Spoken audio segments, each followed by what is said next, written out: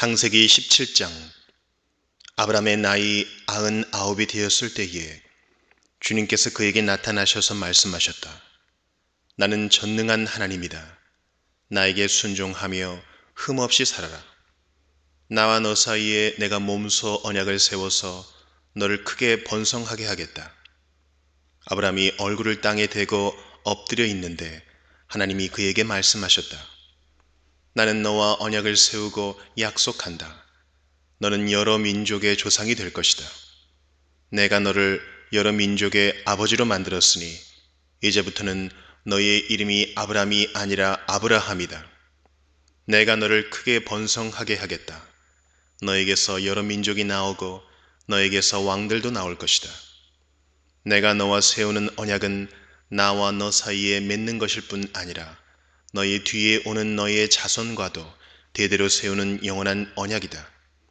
이 언약을 따라서 나는 너의 하나님이 될 뿐만 아니라 뒤에 오는 너의 자손의 하나님도 될 것이다. 내가 지금 나그네로 사는 이 가나안 땅을 너와 내 뒤에 오는 자손에게 영원한 소유로 모두 주고 나는 그들의 하나님이 될 것이다. 하나님이 또 아브라함에게 말씀하셨다. 너는 나와 세운 언약을 잘 지켜야 하고 내 뒤에 오는 너의 자손도 대대로 이 언약을 잘 지켜야 한다. 너희 가운데서 남자는 모두 할례를 받아야 한다. 이것은 너와 내 뒤에 오는 너의 자손과 세우는 나의 언약, 곧 너희가 모두 지켜야 할 언약이다. 너희는 포피를 베어서 할례를 받게 하여라. 이것이 나와 너희 사이에 세우는 언약의 표이다. 대대로 너희 가운데서 남자는 모두 난지 8해 만에 할례를 받아야 한다. 너희의 집에서 태어난 종들과 너희가 외국인에게 돈을 주고서 사온 종도 비록 너희의 자손은 아니라 해도 마찬가지로 할례를 받아야 한다. 집에서 태어난 종과 외국인에게 돈을 주고서 사온 종도 할례를 받아야 한다. 그렇게 하여야만 나의 언약이 너희 몸에 영원한 언약으로 새겨질 것이다. 할례를 받지 않은 남자 곧 포피를 베지 않은 남자는 나의 언약을 깨뜨린 자이니 그는 나의 백성에게서 끊어진다. 하나님이 아브라함에게 또 말씀하셨다. 너의 아내 사레를 이제 사레라고 하지 말고 사라라고 하여라. 내가 그에게 복을 주어 너에게 아들을 낳아주게 하겠다. 내가 너의 아내에게 복을 주어서 여러 민족의 어머니가 되게 하고 백성들을 다스리는 왕들이 그에게서 나오게 하겠다. 아브라함은 얼굴을 땅에 대고 엎드려 웃으면서 혼잣말을 하였다. 나이 100살 된 남자가 아들을 낳는다고? 또 90살이나 되는 사라가 아이를 낳을 수 있을까? 아브라함은 하나님께 아뢰었다. 이스마엘이나 하나님께서 주시는 복을 받으면서 살기를 바랍니다. 하나님이 말씀하셨다. 아니다. 너의 아내 사라가 너에게 아들을 낳아줄 것이다. 아이를 낳거든 이름을 이삭이라고 하여라. 내가 그와 언약을 세울 것이니 그 언약은 그의 뒤에 오는 자손에게도 영원한 언약이 될 것이다. 내가 너의 말을 들었으니 내가 반드시 이스마엘에게 복을 주어서 그가 자식을 많이 낳게 하고 그 자손이 크게 불어나게 할 것이다. 그에게서 12명의 영도자가 나오게 하고 그가 큰 나라를 이루게 하겠다. 그러나 나는 내년 이맘때에 사라가 너에게 낳아줄 아들 이삭과 언약을 세우겠다. 하나님은 아브라함에게 말씀을 다 하시고 그를 떠나서 올라가셨다. 바로 그날에 아브라함은 자기 아들 이스마엘과 집에서 태어난 모든 종과 돈을 주고 사온 모든 종, 곧 자기 집안의 모든 남자와 함께 하나님이 말씀하신 대로 포피를 베어서 할례를 받았다. 아브라함이 포피를 베어서 할례를 받은 것은 그의 나이 99살 때이고 그의 아들 이스마엘이 포피를 베어서 할례를 받은 것은 이스마엘의 나이 13살 때이다. 아브라함과 그의 아들 이스마엘은 같은 날에 할례를 받았다. 집에서 태어난 종과 외국인에게서 돈을 주고 사온 종과 아브라함 집안의 모든 남자가 아브라함과 함께 할례를 받았다. 마태복음 16장. 바리새파 사람들과 사두개파 사람들이 와서 예수를 시험하느라고 하늘로부터 내리는 표징을 자기들에게 보여달라고 요청하였다. 예수께서 그들에게 말씀하셨다. 너희는 저녁 때에는 하늘이 붉은 것을 보니 내일은 날씨가 맑겠구나 하고 아침에는 하늘이 붉고 흐린 것을 보니 오늘은 날씨가 굳겠구나 한다. 너희는 하늘의 징조는 분별할 줄을 알면서 시대의 징조들은 분별하지 못하느냐? 악하고 음란한 세대가 표징을 요구하지만 이 세대는 요나의 표징 밖에는 아무 표징도 받지 못할 것이다. 그리고 나서 예수께서는 그들을 남겨두고 떠나가셨다. 제자들이 건너편에 이르렀는데 그들은 빵을 가져오는 것을 잊었다. 예수께서 그들에게 말씀하셨다. 너희는 바리새파 사람들과 사두개파 사람들의 누룩을 주의하고 경계하여라. 그들은 서로 수군거리며 말하였다. 우리가 빵을 가져오지 않았구나. 예수께서 이것을 아시고 말씀하셨다. 믿음이 적은 사람들아, 어찌하여 너희는 빵이 없다는 것을 두고 서로 수군거리느냐? 너희는 아직도 깨닫지 못하느냐? 5,000명이 먹은 그 빵 5개를 기억하지 못하느냐? 부스러기를 몇 광줄이나 거두었더냐? 또한 4,000명이 먹은 그 빵 7개를 기억하지 못하느냐? 부스러기를 몇 광줄이나 거두었더냐? 내가 빵을 두고 너희에게 말한 것이 아님을 너희는 어찌하여 깨닫지 못하느냐? 바리새파 사람들과 사두개파 사람들의 누룩을 경계하여라. 그제서야 그들은 빵의 누룩이 아니라 바리새파 사람들과 사두개파 사람들의 가르침을 경계하라고 하시는 말씀인 줄을 깨달았다. 예수께서 빌립보의 가이사랴 지방에 이르러서 제자들에게 물으셨다. 사람들이 인자를 누구라고 하느냐? 제자들이 대답하였다. 세례자 요한이라고 하는 사람들도 있고 엘리야라고 하는 사람들도 있고 예레미야나 예언자들 가운데의 한 분이라고 하는 사람들도 있습니다. 예수께서 그들에게 물으셨다. 그러면 너희는 나를 누구라고 하느냐? 시몬 베드로가 대답하였다. 선생님은 살아계신 하나님의 아들 그리스도십니다. 예수께서 그에게 말씀하셨다. 시몬 바요나야, 너는 복이 있다. 너에게 이것을 알려주신 분은 사람이 아니라 하늘에 계신 나의 아버지시다. 나도 너에게 말한다. 너는 베드로다. 나는 이 반석 위에다가 내 교회를 세우겠다. 죽음의 문들이 그것을 이기지 못할 것이다. 내가 너에게 하늘나라의 열쇠를 주겠다. 내가 무엇이든지 땅에서 매면 하늘에서도 매일 것이요 땅에서 풀면 하늘에서도 풀릴 것이다. 그때 예수께서 제자들에게 엄명하시기를 자기가 그리스도라는 것을 아무에게도 말하지 말라고 하셨다. 그때부터 예수께서는 자기가 반드시 예루살렘에 올라가야 하며 장로들과 대제사장들과 율법학자들에게 많은 고난을 받고 죽임을 당해야 하며 사흘째 되는 날에 살아나야 한다는 것을 제자들에게 밝히기 시작하셨다. 이에 베드로가 예수를 따로 붙들고 주님 안 됩니다. 절대로 이런 일이 주님께 일어나서는 안 됩니다 하고 말하면서 예수께 대들었다. 그러나 예수께서는 돌아서서 베드로에게 말씀하셨다. 사탄아, 내 뒤로 물러가라. 너는 나에게 걸림돌이다. 너는 하나님의 일을 생각하지 않고 사람의 일만 생각하는구나. 그때 예수께서는 제자들에게 말씀하셨다. 누구든지 나를 따라오려거든 자기를 부인하고 제 십자가를 지고 나를 따라오너라. 누구든지 자기 목숨을 구하고자 하는 사람은 잃을 것이요 나 때문에 자기 목숨을 잃는 사람은 찾을 것이다. 사람이 온 세상을 얻고도 제 목숨을 잃으면 무슨 이득이 있겠느냐? 또 사람이 제 목숨을 되찾는 대가로 무엇을 내놓겠느냐? 인자가 자기 아버지의 영광에 쌓여 자기 천사들을 거느리고 올 터인데 그때 그는 각 사람에게 그 행실대로 갚아줄 것이다. 내가 진정으로 너희에게 말한다. 여기에 서 있는 사람들 가운데는 죽음을 맛보지 않고 살아서 인자가 자기 왕권을 차지하고 오는 것을 볼 사람들도 있다. 느헤미야 6장. 내가 성벽을 쌓아 올려 무너진 곳을 다 이었다는 말이 산발랏과 도비야와 아랍 사람 게셈과 그 밖에 우리 원수의 귀에까지 들어갔다.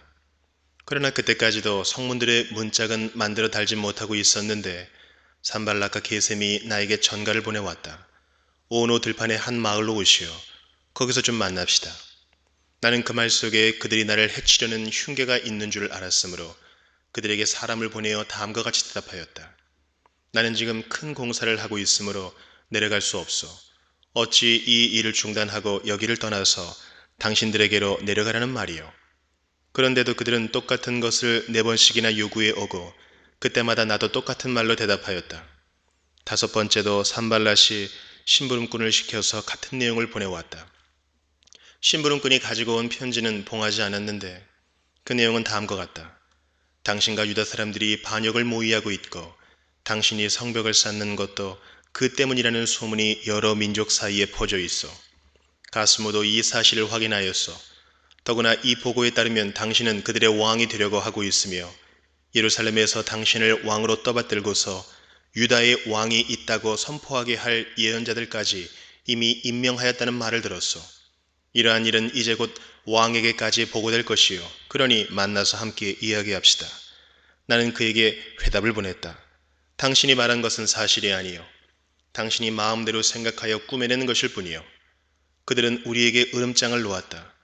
그렇게 하면 우리가 겁을 먹고 공사를 중단하여 끝내 완성을 못할 것이라고 생각한 것이다. 하나님, 나에게 힘을 주십시오. 하루는 스마야를 만나려고 그의 집으로 찾아갔다. 그는 들라야의 아들이며 무헤다벨의 손자인데 문 밖 출입을 하지 않고 있었다. 그가 나에게 말하였다. 하나님의 성전으로 갑시다. 성소 안으로 들어가서 성소 출입문들을 닫읍시다. 자객들이 그대를 죽이러 올 것입니다. 그들이 밤에 와서 반드시 그대를 죽일 것입니다. 나는 대답하였다. 나 같은 사람더러 도망이나 다니란 말입니까?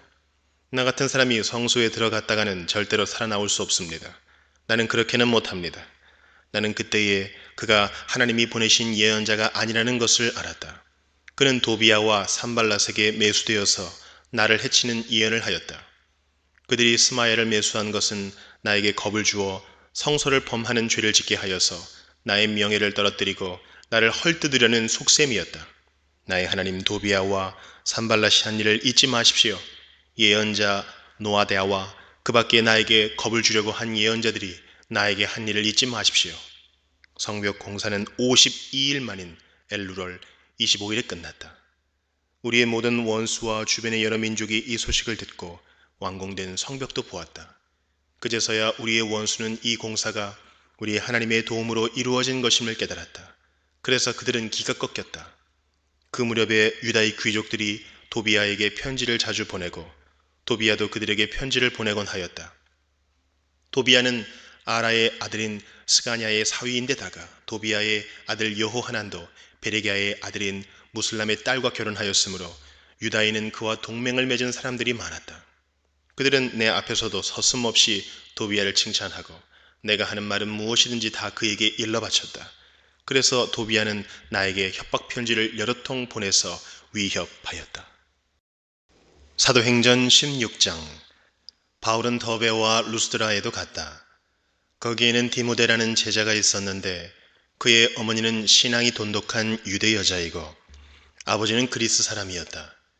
디모데는 루스드라와 이고니온에 있는 신도들에게 호평받는 사람이었다. 바울은 디모데가 자기와 함께 가기를 바랐다. 그래서 바울은 그 지방에 사는 유대 사람들을 생각해서 디모데를 데려다가 할 일을 행하였다. 그것은 디모데의 아버지가 그리스 사람이라는 것을 그들이 모두 알고 있었기 때문이다.